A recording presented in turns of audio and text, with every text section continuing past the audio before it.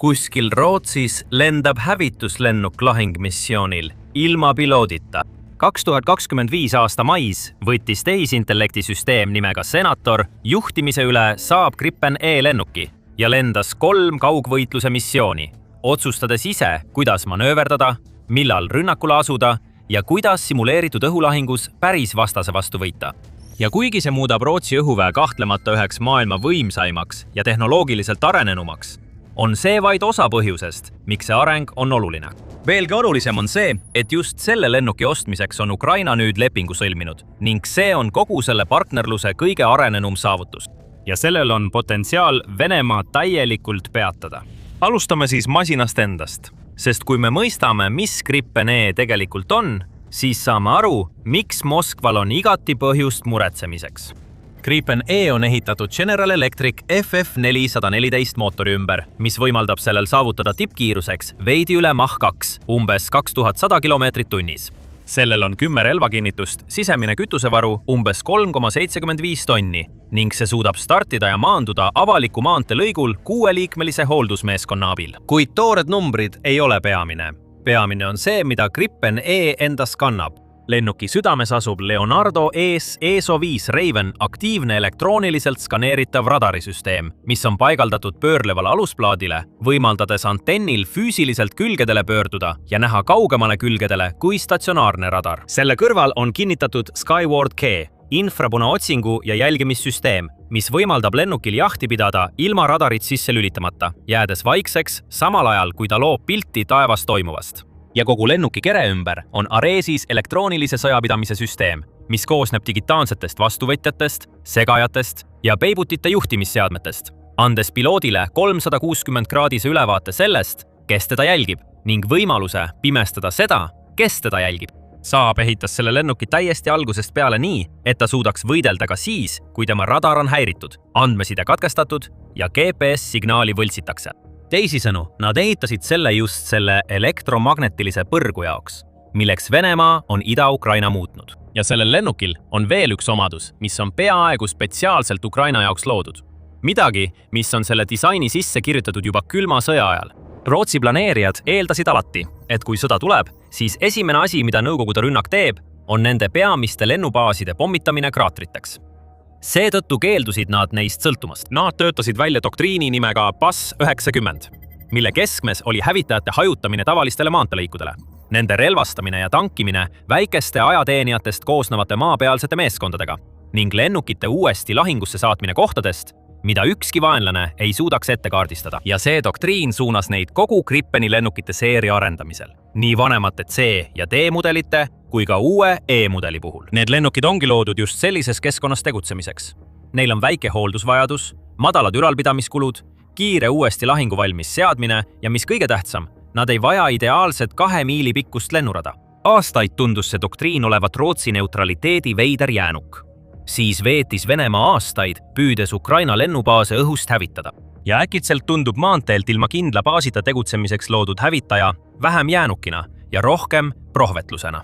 See on põhjus, miks F-16D või Miragesid, mis on iseenesest suurepärased hävitajad, on Ukrainas otsustava mõju avaldamisega raskustes olnud. Kuid Gripen E-d, mis ongi selleks loodud, võivad nüüd särada, sest 16 neist on kinnitatud ostulepingusse, mis sõlmitakse 2026 aasta keskpaigas. Siiski on veel üks suurem tehing, mis võib järgmise 10 jooksul hõlmata kuni 150 lennukit, muutes selle sisuliselt mitte ainult ajutiseks annetuseks, vaid täieõiguslikuks osaks Ukraina õhujõududest. Nüüd lisaks selle operatiivvõimekusele räägime relvadest, mis muudavad kogu selle asja surmavaks. Gripen E suudab kanda kuni 7 MBDA Meteor-raketti ning Meteor ei ole tavaline õhk-õhk-rakett.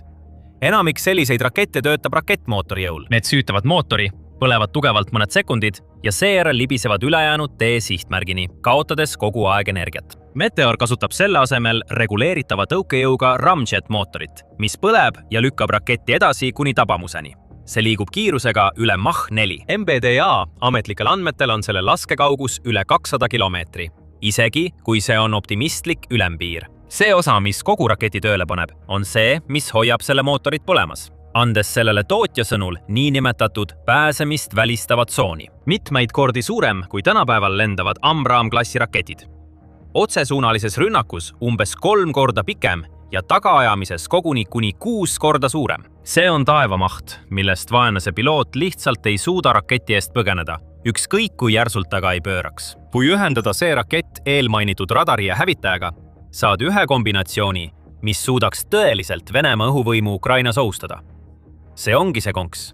Üks korralikult relvastatud Gripen suudab Vene hävitaja tagasi suruda juba enne, kui Vene piloot ise laskekaugusesse jõuab.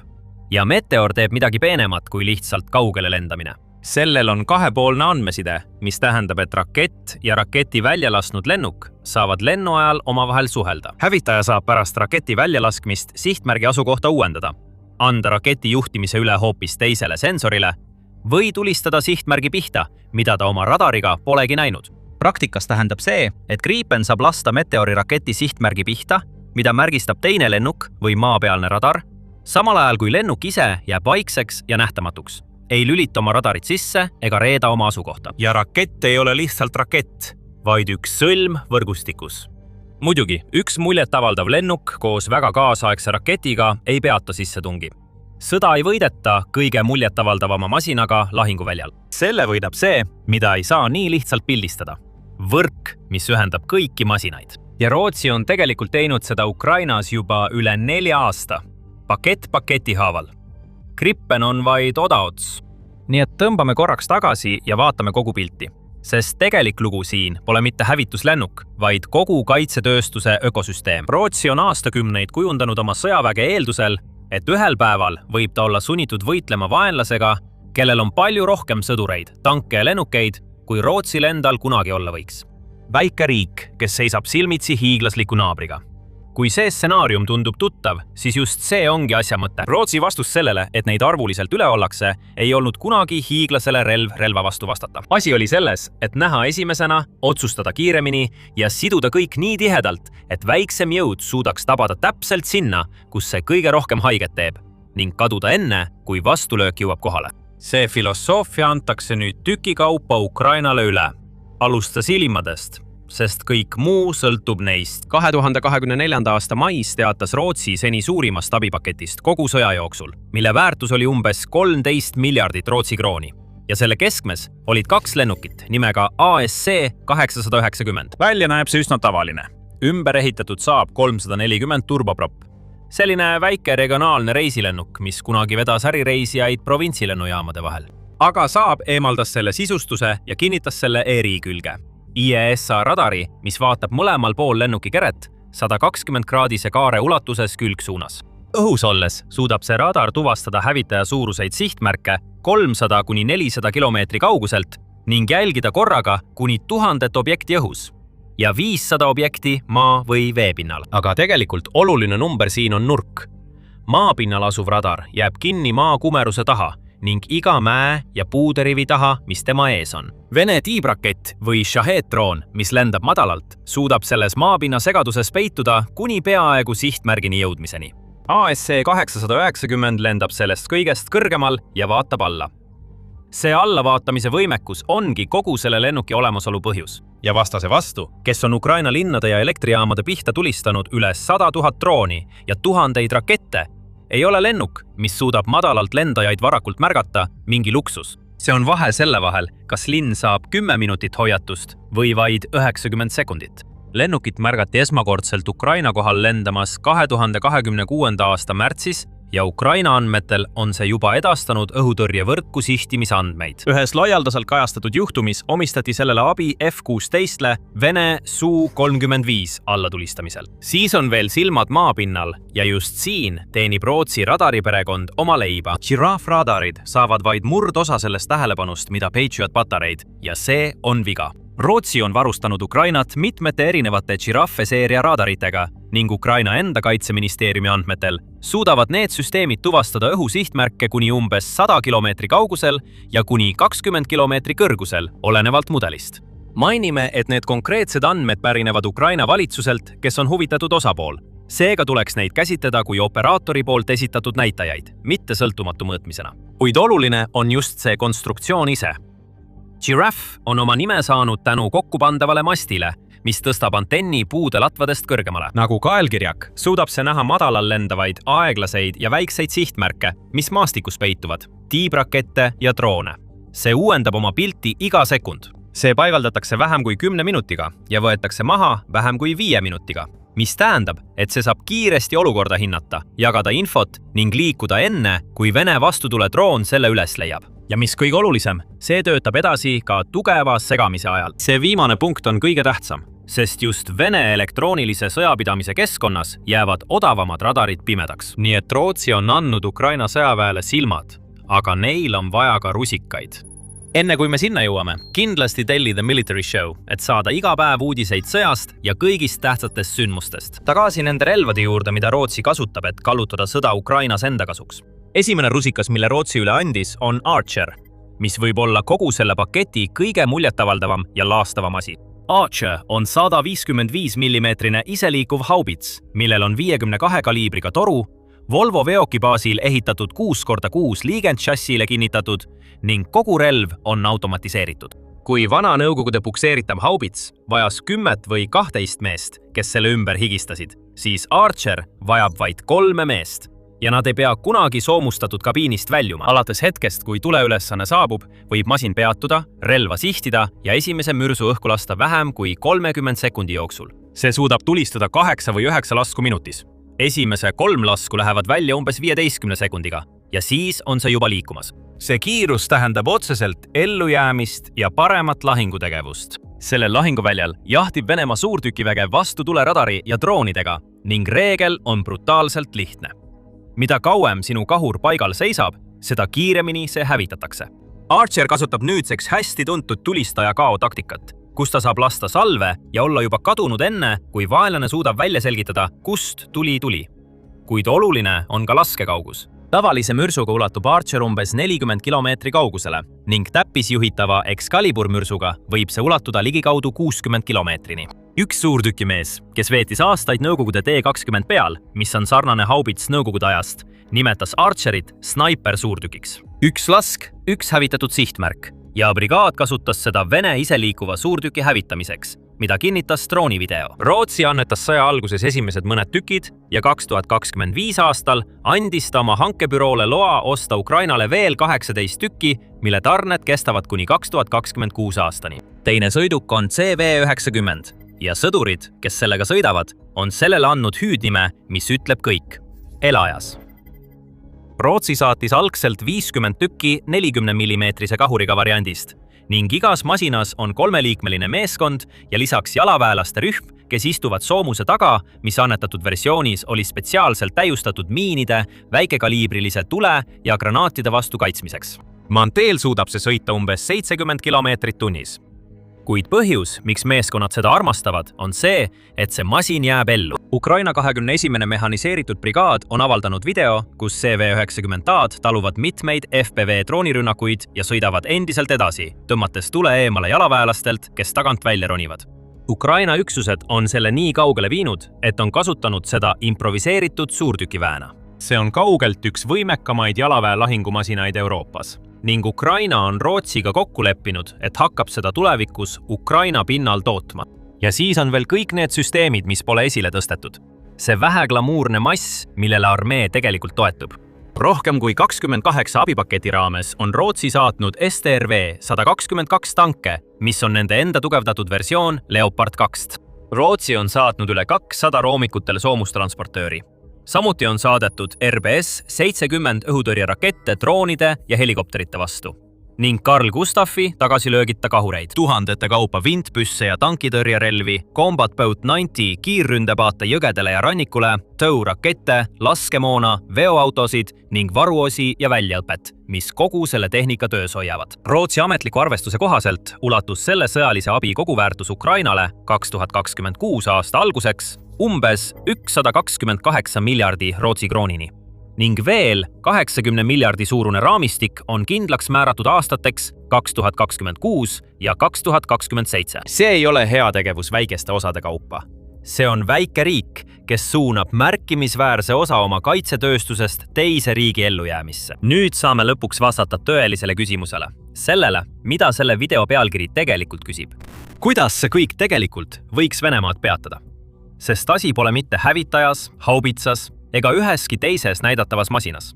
Oluline on see, mis juhtub siis, kui need kõik omavahel ühendatakse.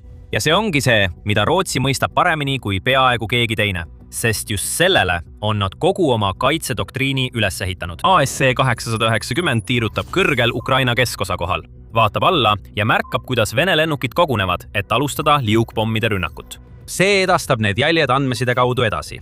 Esirindel asuv Giraffe radar kinnitab ja täpsustab olukorda. Gripen E, mis asub hajutatud lennurajal kaugel igast sihitavast lennuväebaasist, saab sihtmärgi info, tõuseb õhku ja laseb kaugelt välja meteooriraketi, mille vastu Vene piloodil pole head vastust, sundides teda pöörduma ja põgenema, enne kui ta jõuab oma pomme vabastada. Samal ajal annab see sama võrk, mis suunas raketi Archeri meeskonnale teada, kust Vene patarei just tulistas, ning Archer laseb sellele täppismürsu ja liigub juba enne, kui suits hajub.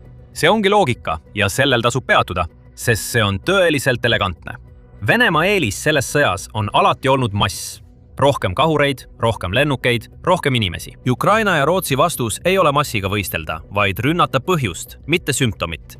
Sa ei lase liugpomme lihtsalt ükshaaval alla, see oleks väsitav ja kaotusele määratud mäng. Sa sulud tagasi lennukid, mis neid pomme kannavad, nii et pomme ei lasta kunagi välja. Sa ei kaeva end lihtsalt sisse ega jää suurtüki tuld taluma.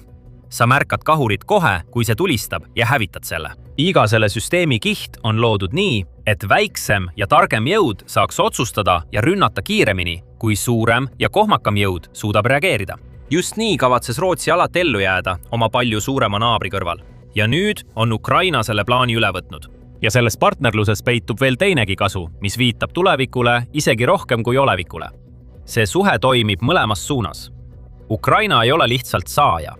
Iga päev tulistavad Ukraina meeskonnad neid Rootsi süsteeme selle sajandi kõige intensiivsemas ja tehnoloogia küllasemas sõjas. Nad võiklevad aktiivse elektroonilise sõjapidamise, droonide parvede ja vaenlasega, kes kohaneb nädalast nädalasse. See tekitab midagi, mida ükski Rootsi katsepolügoon maa peal ei suudaks kunagi pakkuda. Tõelised lahinguandmed selle kohta, kuidas igaüks neist masinatest tegelikult käitub, kui keegi üritab seda päriselt hävitada. Rootsi saab selle tagasiside, nii et Saab leiab vead üles ja parandab need kiiremini, kui ükski rahuaja programm kunagi suudaks. See partnerlus annab Rootsile sisuliselt kogu vajaliku testimise vaenlase vastu, kellega nad on alati arvestanud. See võib arendust kiirendada nii, sellise tempoga, mida oleme Ukrainas juba näinud. Prototüübid valmivad kuudega, mitte aastatega. Muidugi sõltub see kõik sellest, kas Ukraina suudab oma tootmise käima saada.